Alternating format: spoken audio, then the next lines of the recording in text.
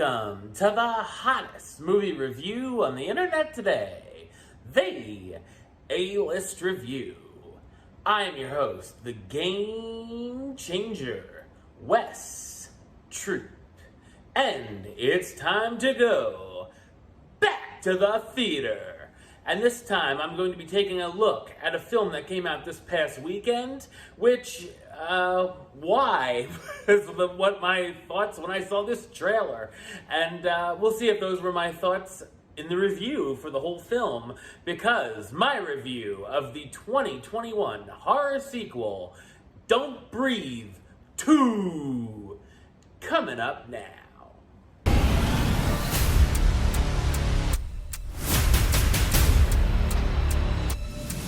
Set 8 years after the event of the first film, blind veteran Norman Nordstrom lives in solitude with an orphan girl named Phoenix, who he took in after the house she lived in burned down and caused the death of her mother.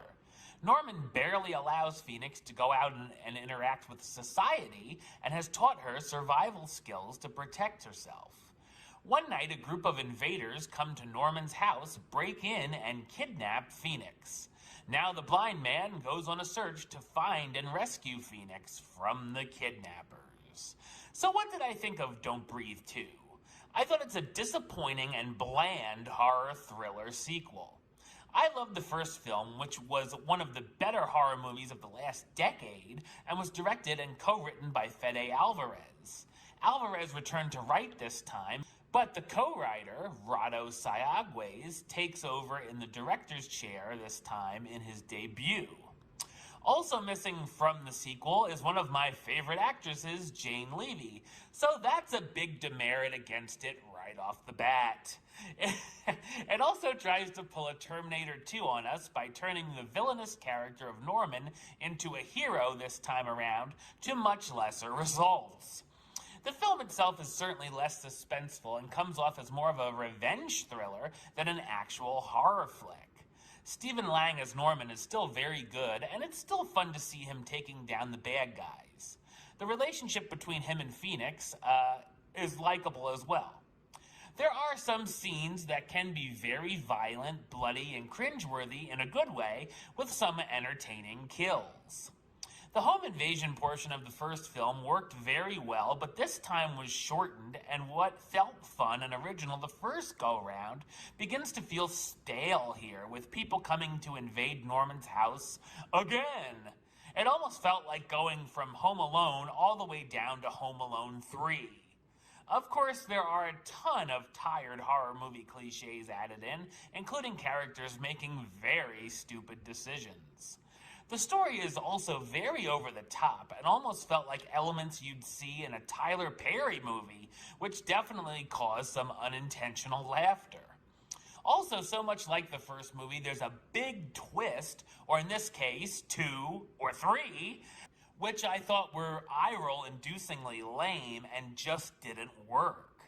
The invaders are awful one-note cookie-cutter villains who were about as interesting to watch as grass growing, topped off with atrocious dialogue written for all of them.